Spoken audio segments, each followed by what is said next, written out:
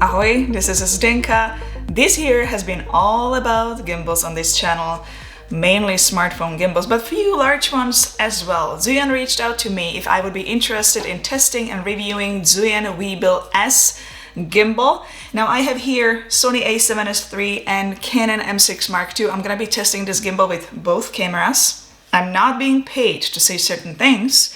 This is gonna be unbiased review. What I have here is a standard kit. They also offer Zoom Focus Pro Kit and Image Transition Pro Kit. In the standard kit, you're going to get the gimbal and a tripod. The gimbal arrives in this padded protective box. It's not really a case to take it with you. Luckily, the gimbal is really small, so you can take it in your backpack anywhere. As they say, it is a tiny giant. When it's folded, it is A4 paper size. The stabilizer weighs 895 grams. Quick release plate weighs 120 grams, battery weighs 95 grams, and tripod weighs 180 grams. So the total is 1 kilogram, 290 grams.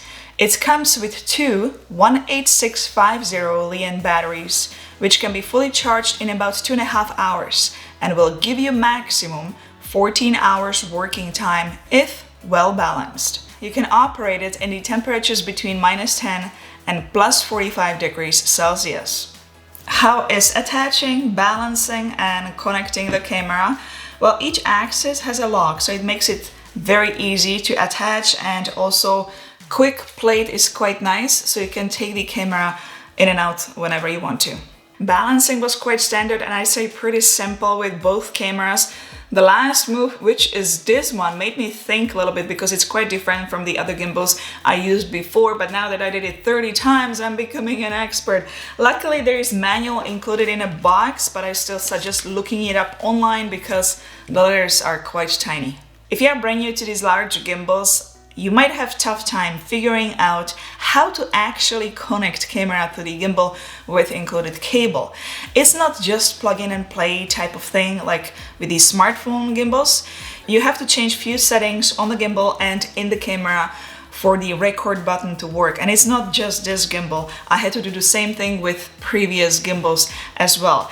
To make your life a little bit easier, I decided to include it in today's video. So let's do a very quick run through how to actually make it connect to make your life a bit easier.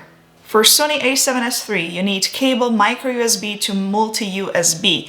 Once you turn on the gimbal, press bottom 3 dots to open up the menu, select camera and Sony.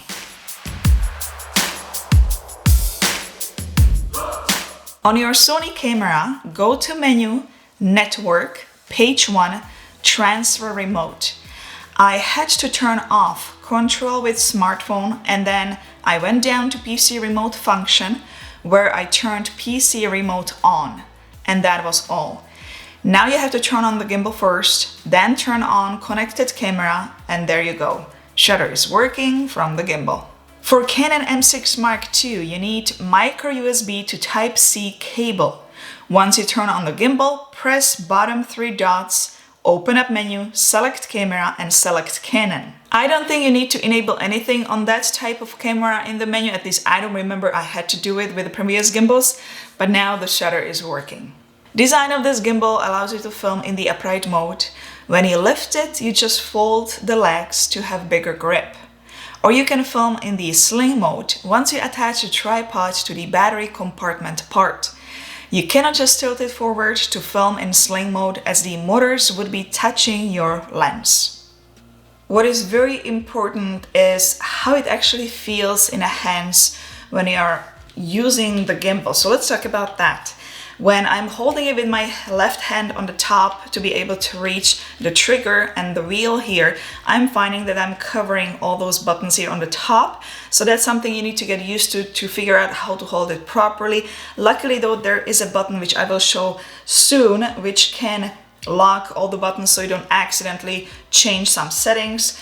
The tripod part here at the bottom has nice rubber surface, so it doesn't feel like it could actually slip out.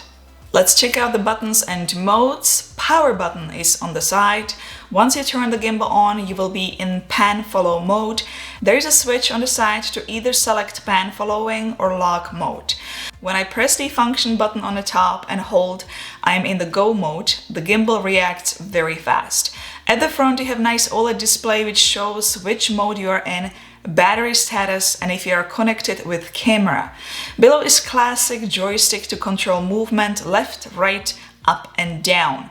Next we have POV button. Press 1 time to get POV mode, press 2 times to enter vortex mode, and with just joystick press left and right to spin it, or you can press 3 times to start spinning automatically.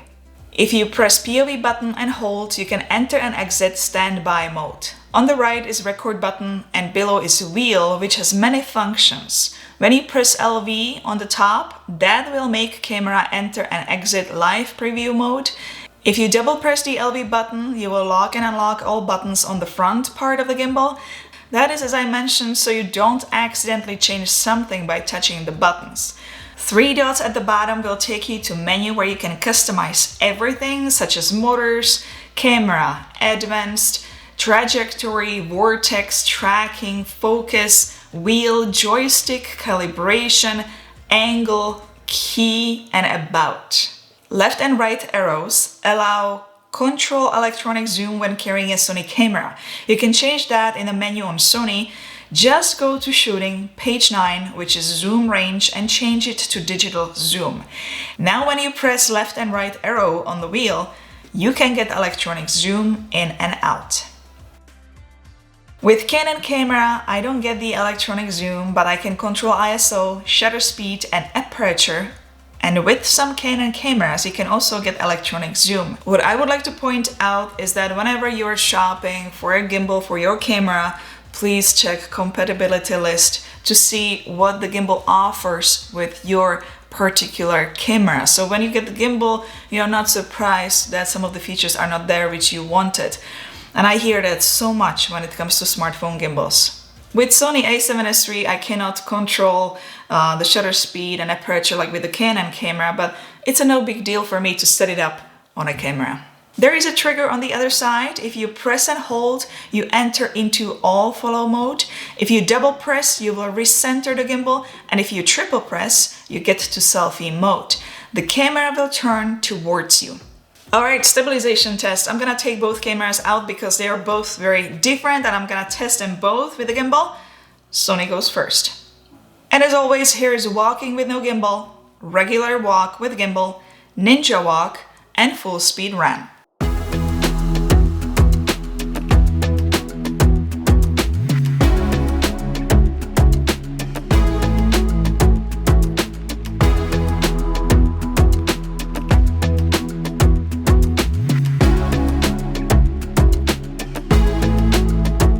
Let's do the same test with Canon M6 Mark II.